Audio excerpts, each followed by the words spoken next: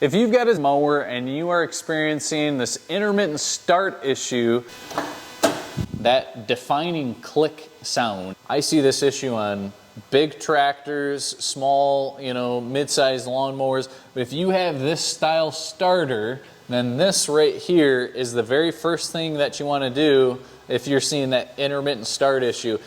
And if we look at the starter that is on this happens to be a Honda engine. I see this in every type of engine, whether that be Kawasaki, Kohler, whatever you've got. If you have a starter that looks like this style, here's the starter itself, and this is the solenoid. So if you have this style right here, we see this very commonly in this style starter, this issue. I've got the positive here on my battery. That runs, and it runs directly to the solenoid, which is right here. And on this style solenoid, I've got direct power coming inside the solenoid. When I turn the key, there is a separate wire coming from the key switch that's a signal wire.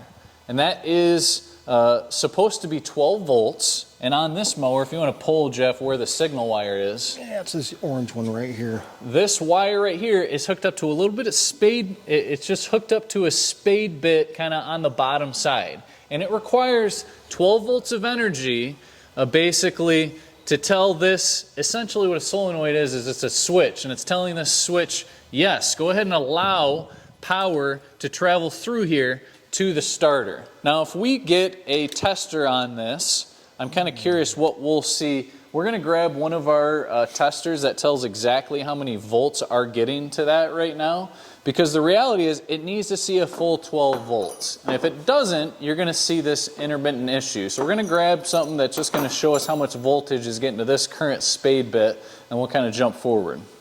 Okay, so first of all, Jeff, can you connect and just show how many on the terminal, how many volts we're getting here? Yeah. It says 12.45. So if we see less from the battery to this spade, we're losing something along the way. And we're gonna, you see he's got it hooked up to both here.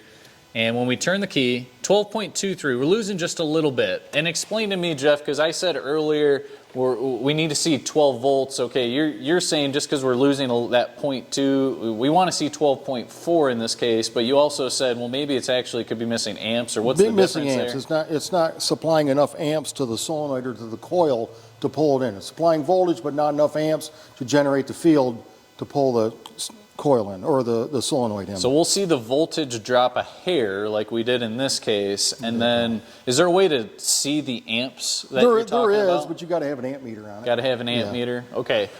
And sometimes I'll say in there a voltage drop off that's actually down to like 7 or 8. So you may see just a tiny little loss like this, or you may see a larger one.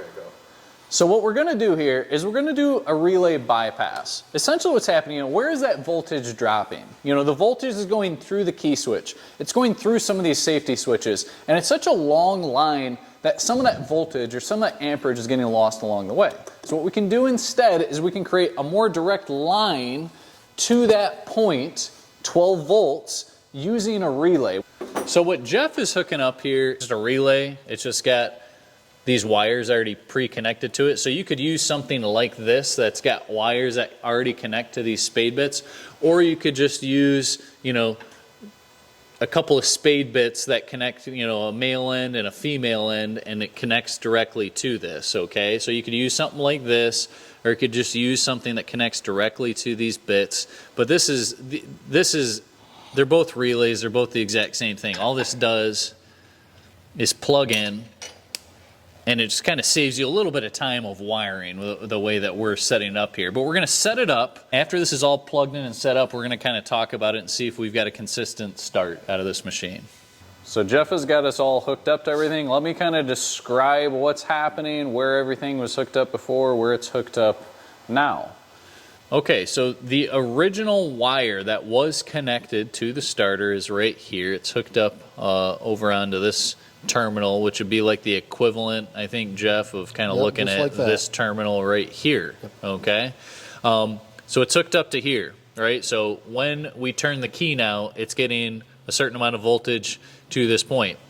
We got a separate wire that would be the equivalent of connected to this terminal right here, directly from the battery. We've got a wire hooked up. So we got our 12.4, is that what it was? 12.4, yeah. 12.4 volts coming right here.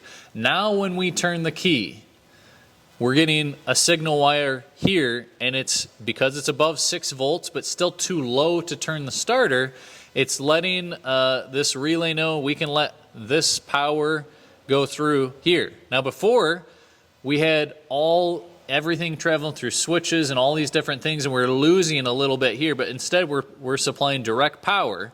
And this one right here is now connected directly to where that solenoid was, the signal wire to the solenoid. And then this last one was just connected to a ground. You could connect it there, you could do any ground yeah, anywhere. You can connect it right? anywhere, yeah. Okay, so now when we turn the key, you guys saw before it was intermittent. Let's see.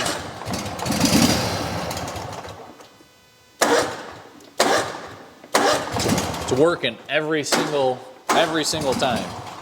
So right there, that one I learned that from another technician in town. We picked it right up, and you know, before you're thinking of throwing new starters on it with the solenoid connector, you're trying to figure it out. You have the same issue after a starter. Even if you don't have a voltage tester to do that kind of stuff, it seems like 9 times out of 10 that we see that's the fix. Well, the easy way to troubleshoot is just take a jumper wire from the battery positive to that terminal on the solenoid. And if it starts every single time, then it's that, yes. Yep. So right there's another fix here from Howe Equipment. Come see us down in Jackson, Michigan.